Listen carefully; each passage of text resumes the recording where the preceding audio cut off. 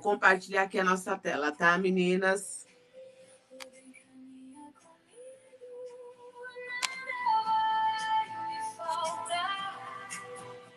Tá vendo? Não. Opa.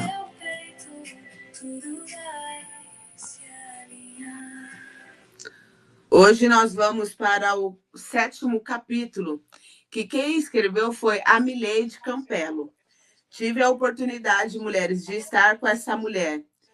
E era nítido assim ver a sensibilidade dela com a voz de Deus. E hoje, o que ela traz para nós neste capítulo é sobre a voz interior. O diálogo com o eu interior. O que seria essa voz interior? Sabe aquela voz que você ouve, que na verdade não é do nada? Ela vem aí daquilo que você ouviu, aprendeu? Sabe quando você ouve, eu não consigo, isso aqui não é para mim, não. Não, isso daqui, nossa, eu nem me imagino fazendo isso. Então, isso são as vozes interiores, são as ruminações. Então, vamos lá. Às vezes, o que falta para a sua vida mudar é ter o conhecimento daquilo que você já tem dentro de você. Que verdade! Às vezes ficamos tão perdidos e confusos com nossa bagunça interior que não percebemos que carregamos a resposta conosco. A Bíblia diz que, porque como ele pensa, consigo mesmo, assim é. Provérbios 23, 7.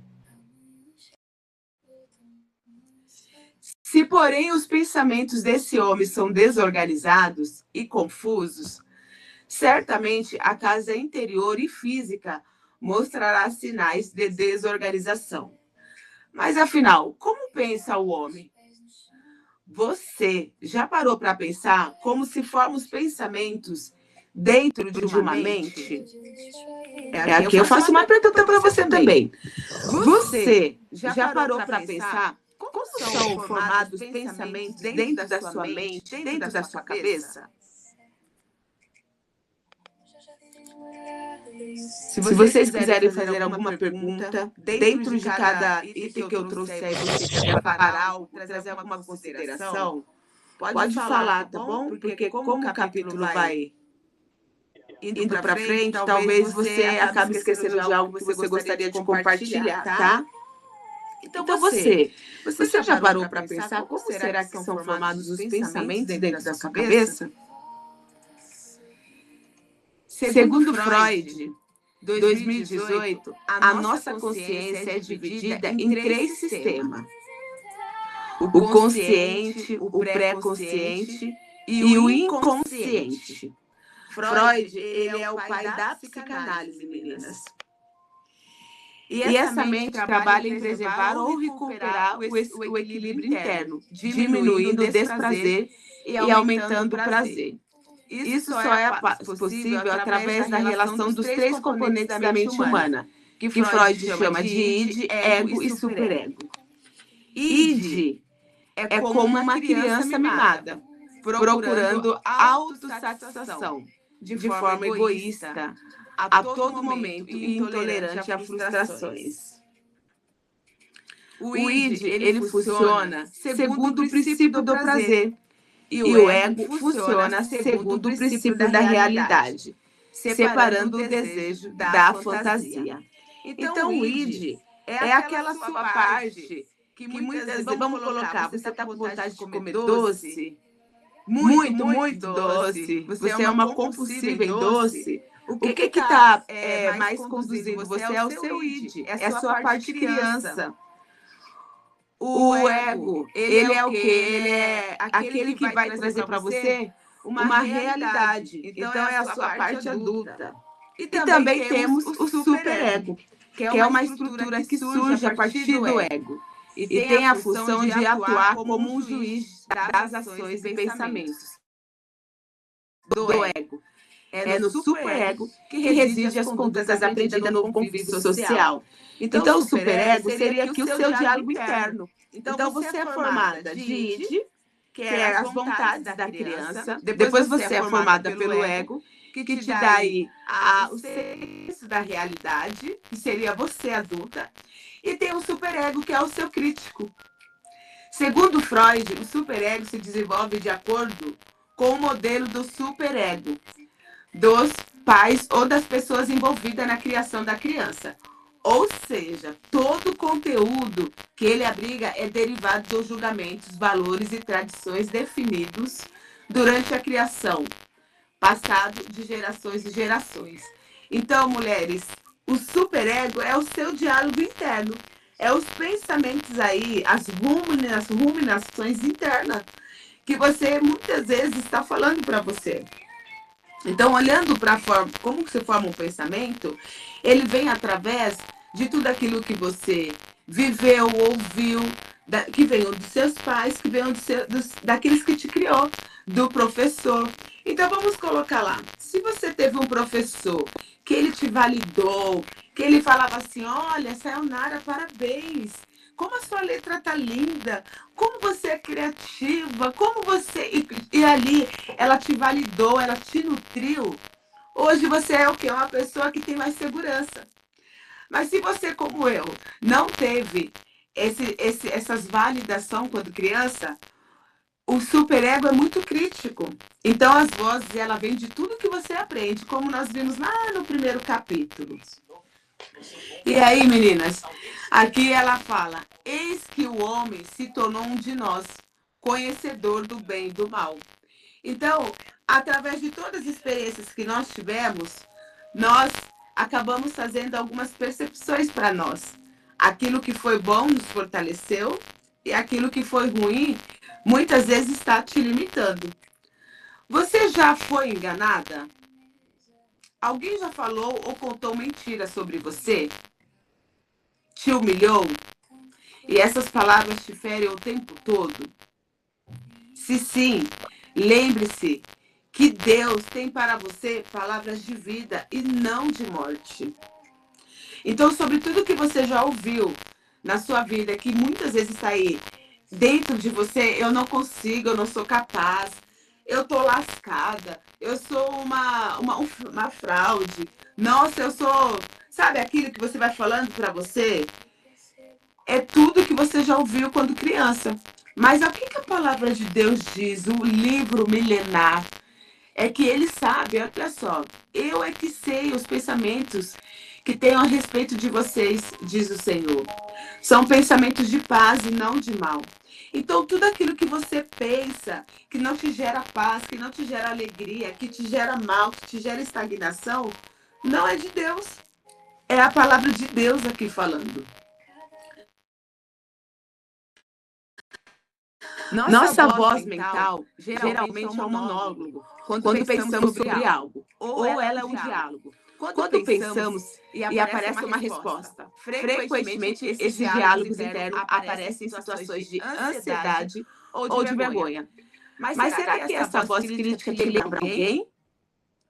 Muitas vezes esses críticos internos vêm das vozes de figuras de autoridade da nossa infância, como pais, irmãos e professores. Sabe essa voz aí que você ouve quando vai fazer uma prova, quando tem que fazer um trabalho, quando tem que estudar, e que você fala assim, eu não consigo, eu não vou conseguir fazer isso? Essa voz é o crítico, é o superego. É o seu diálogo interno. E aí a gente vai ouvir dessas vozes que um dia falaram para nós, só que agora nós validamos ela. Como que nós validamos?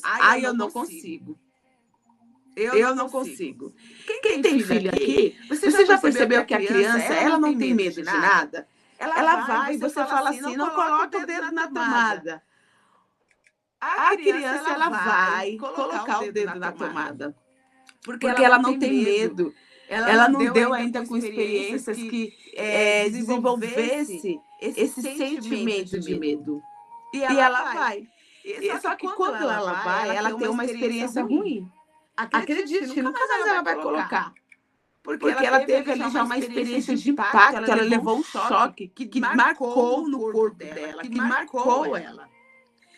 E aí, olha só, sem esforço nenhum, acredito que você consegue se lembrar de situações da sua infância e que vivenciou formas de correção, seja em palavras ou em atitude usada por cuidadores, que foram totalmente desproporcional à situação cometida. Como que uma criança consegue apagar a voz dessa tal injustiça? Certamente coará na fase de adulto através do seu eu crítico. Meninas, eu me lembro que quando eu era criança, eu morava em colégio interno. E eu gostava muito de louvar. Nossa, eu gostava de cantar. Eu sempre tive esse jeito, né? Que as situações começou a me podar. E eu lembro que tinha o tio Valdemar e ele era da música. E eu falei assim para ele: eu queria cantar. Me coloca aí para mim cantar com vocês. Ele falou para mim, eu lembro como se fosse hoje: Você, sua voz é horrível, você não tem como cantar aqui não. E aí, o que aconteceu ali comigo? Aquilo ali foi um impacto para mim, aquilo ali ficou guardado, que até hoje eu lembro. Então ali ficou o quê? Veio um diálogo interno de que eu não podia falar, de que eu não podia me comunicar. E foram várias situações que você vai, que as situações vão vir forçando. Olha só o que fala aqui. Certamente, como que uma criança consegue apagar a voz de tal auto-injustiça? Como que a gente consegue apagar essas vozes?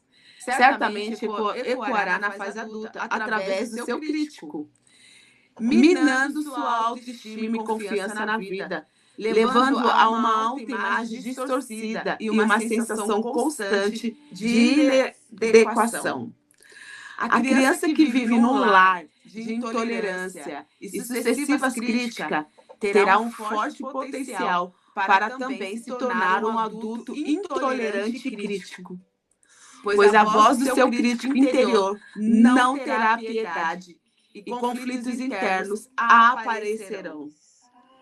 Olhando para aquilo que você anda pensando, olhando para aquilo que você fala de você muitas vezes sem perceber, que não gera paz, que não gera alegria, vem dessa voz desse crítico. Olha só o que ela fala: a criança que vive num lar de intolerância e suscetíveis críticas, sabe aquela crítica? Sai daí, você não faz nada direito. Ô, menina burra! Nossa, como você é burra? Fica quieta. Cala a boca. O que você fala? Você, em silêncio você já está errada. O que estava ali caracterizando dentro de você? Um crítico interno muito forte. Que hoje as pessoas não te criticam mais. Mas você é a primeira a não acreditar em você. Você é a primeira a se criticar. E eu falo, meninas, porque eu constantemente eu estou no desenvolvimento em relação a esse crítico. E hoje, quando eu me pego me criticando, eu já falo cri-cri, cri-cri, porque eu coloquei um nome pro meu crítico, né? Então, o meu crítico é o cri-cri. Quando eu vejo eu lá já com chicote nas minhas costas, sabe? Nossa, você não tá fazendo nada direito. Nossa, você tá vendo como você tá toda bagunçada? Eu já falo cri-cri, cri-cri, calma, cri-cri. Calma, que a adulta saudável tá aqui hoje. Vai dar tudo certo, eu vou organizar isso. E aí, meninas, eu começo a me acalmar. Por quê? O diálogo interno não fica só falando. Hoje eu sou uma adulta e eu posso falar com ele. É claro que a autocrítica pode ser sutil. Ela nos diz onde erramos e o que precisamos fazer para consertarmos as coisas. Mas quando essa voz se torna maldosa e tagarela, pode ter o efeito oposto. Então, muitas vezes, o seu crítico está aí para te proteger, para que você não faça as mesmas situações que você passou lá no seu passado. Mas o que nós temos que ver é o equilíbrio desse crítico. Ele não pode falar ao ponto de te paralisar. Então, às vezes, ele vem e ele está falando: nossa, você é tão bagunçada, você é tão desorganizada, você é tão indisciplinada. E isso vai gerando que um mal-estar em você ao ponto de você acreditar nisso e não conseguir ter um movimento para sair disso. Em estudos sobre o crítico interno, Bonnie identificaram 7 tipos de crítico interno. cada tipo com uma intenção e uma estratégia diferente. Antônia maravilhosa, quer falar, meu amor? Não, por enquanto tô só ouvindo mesmo. Ah, então tá bom, então. É porque o seu fone ligou, eu achei que você queria falar. Se Não. alguém desejar falar, pode ligar o seu fone, tá bom? Ou levantar a mãozinha. Então, meninas, agora vamos ver qual tipo de crítico que existe. Tem vários, tem muito. E hoje, esse final de semana, eu sugiro para você começar a identificar os seus críticos internos. Tá? Gente, é sutil, viu? Nossa, eu não vou conseguir dar conta disso, não. Nossa, não, eu não consigo dirigir. Nossa, não, eu não consigo dirigir. Eu não consigo fazer esse trabalho. Eu não consigo essa mentoria. Porque é os críticos. Então, vamos lá. O primeiro crítico que ela está trazendo aqui para nós é o perfeccionista. Ele quer prevenir você de ser julgado ou criticado. Por isso, quer que você faça tudo perfeitamente. Você é aquela que, se não tiver perfeito, você não tem coragem de expor para ninguém? Isso é um crítico interno do perfeccionista. Ele afirma para você que erros e falhas não são aceitáveis. Isso torna mais difícil com que você consiga terminar os projetos que inicia. Ele costuma dizer: tente mais, ou você não vai deixar assim. Vai? Então, o crítico interno do perfeccionista, ele sempre vai estar ali te paralisando, porque ele vai exigir uma excelência ao ponto de você não conseguir ver que você está fazendo o seu melhor. Todo mundo olha para a sua apresentação e fala: nossa, você está arrasando. Só que internamente você não consegue acreditar nisso, porque é o crítico. Você foi muito criticada na sua infância? Você um dia fez um trabalho que todo mundo riu do seu trabalho? O que gerou? Fortaleceu esse crítico interno. E hoje você é uma pessoa que você é muito perfeccionista. O mestre das tarefas, outro crítico. Ele deseja que você tenha sucesso através do trabalho duro. Por isso, te pressiona a fazer muitas coisas. O medo dele é que você seja medíocre ou preguiçoso e te julgue com um fracasso. Ele costuma dizer: você é tão preguiçoso ou você não alcançará nada na vida, a menos que comece a trabalhar mais pesado. Mulheres maravilhosas. Eu vi ontem que esse crítico aqui, ele estava, tá? Porque agora eu já identifiquei ele e ele não vai ficar mais bibeletando na minha vida. A minha vida toda que eu me lembro, eu sempre trabalhei em trabalho duro. E quando eu saí da enfermagem, hoje eu trabalho como psicanalista, e eu amo o que eu faço. Eu amo palestrar, amo trabalhar em grupos. Gente, isso é prazeroso para mim. E aonde eu me vejo muitas vezes? Com o sentimento de que eu estou sem fazer nada. Com o sentimento de que eu sou uma preguiçosa. Às vezes eu me paro e falo: gente, o que eu estou fazendo do meu dia? Eu não fiz nada. Mas aí, o que é desse crítico? Eu trabalhei, a minha vida toda eu trabalhei duro, né? Eu lembro que a minha mãe não deixava eu quieta. O tempo que eu ficava com ela, não deixava eu quieta. No colégio, eu acordava às 5 horas da manhã e eu ia para a cozinha ajudar a fazer o café das crianças. O que aconteceu ali com a Tati? A Tati teve um crítico de muitas tarefas. Ao ponto de achar que hoje, às vezes, eu não estou fazendo nada, porque o que eu faço me dá muito prazer, me ama, não arranca mais o meu couro como antigamente. E o que vocês acreditam que quando eu me casei, eu sempre trabalhei de moto, porque onde que eu trabalhava era muito longe. E eu casei, e eu estava tão acostumada a auto-me fragilizar, que o meu esposo, ele tem um carro, né? Tem o carro do trabalho e o carro social. Gente, muitas vezes, eu mesmo casada, eu me via subindo em cima de uma moto no frio e na chuva indo trabalhar. Por quê? Esse crítico aqui, de, sabe, o chicote nas costas. E um dia eu parei e falei: não faz sentido. Se a gente tem um carro, é para utilizar, para te trazer um conforto. E aí eu fui deixando a moto devagar. Mas no começo eu ficava pensando: não, a de moto vai mais rápido. Mas de moto eu corria risco de cair, me machucar. Eu não precisava mais estar em cima de uma moto. A minha realidade era outra. Mas olha só, quando você está no automático, o seu crítico ele vai ficar te conduzindo. Então, se você costuma a cobrar muito de você, você está muito preguiçosa, você não está fazendo nada, olha para esse crítico. Talvez você foi uma criança tão cobrada para falar, para lavar, passar, cozinhar, que hoje o que você faz e te gera muito prazer, talvez fica te cobrando de que você não está fazendo nada. E tem um crítico conformista também. Ele quer que você se conforme à sociedade, sua família ou cultura, inibindo a sua individualidade para que você tenha problemas em se encaixar. Ele não quer que você se expresse livremente. Então, ataca para você. Então, ele para que. Desculpa, meninas. Então, te ataca para que você não haja de uma determinada maneira. Ele costuma dizer: o que as outras pessoas vão pensar? Ou não faça papel de bobo. Você já deixou de fazer alguma coisa pensando o que as pessoas vão pensar? O que as pessoas vão pensar se eu me posicionar como terapeuta? O que as pessoas vão pensar se eu começar a estudar? O que as pessoas vão pensar se eu não estar fazendo, se eu não fizer mais parte deste movimento? Meninas, eu sou essa pessoa em muitos momentos e eu tenho saído disso. Para fazer parte de um movimento, muitas vezes eu estava fazendo coisas que não era mais para mim neste momento, porque todo mundo estava fazendo. Você lembra a Tatiane, a criança lá do colégio interno, que comia quando todo mundo comia, que fazia o que todo mundo fazia? O que aconteceu ali dentro de mim? Uma conformidade. Então, se todo mundo está indo para leste, eu estou indo para leste. Mas será que de fato eu queria ir para leste só porque todo mundo está indo? E eu fui ensinada assim, a fazer o que todo mundo está fazendo. E aí eu não preservo a minha individualidade. Você não preserva a sua individualidade. Na sua família, você está fazendo o que toda a sua família faz? Ou você está sendo aquela que está quebrando um padrão? Hoje eu sou uma que quebrei um padrão na minha família, na minha vida familiar. O controlador, ele tem medo de que você saia do controle. Por isso, tenta controlar quaisquer comportamentos que podem ser prejudiciais para você. Ser viciantes que te levam a agir impulsivamente.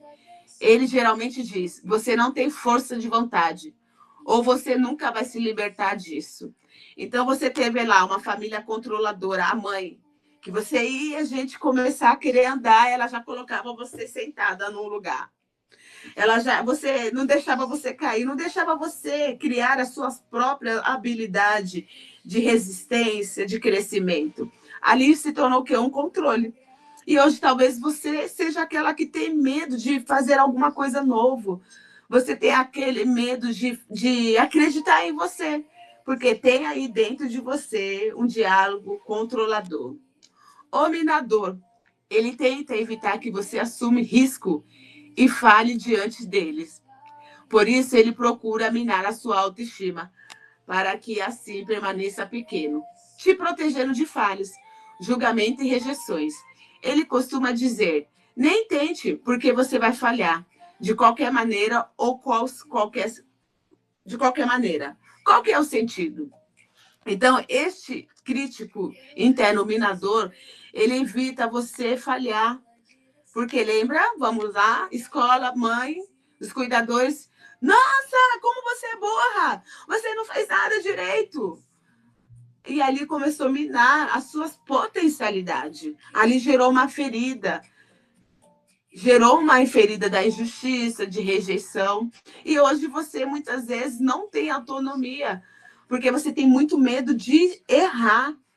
E agora, falando sobre isso, né? Se hoje você, como adulta, se você errar em algo, o que vão fazer com você? Para e pensa. Se hoje a Tati errar, eu vou ter o quê? Só mais uma possibilidade de tentar de novo para acertar. Se eu errar, eu encontrei uma forma de não fazer do mesmo jeito. Hoje, se eu errar, ninguém vai puxar o meu cabelo. Ninguém vai me bater, me deixar de castigo. Mas se eu não tomo cuidado, muitas vezes eu estou com medo de fazer as coisas por errar. Por quê? Aquela criança que ela não foi acolhida fica aqui dentro, não vai errar. É o seu diálogo interno. Então, quando você vai descobrindo o seu diálogo interno, você vai reconhecendo eles, você vai criando recursos para sair dele.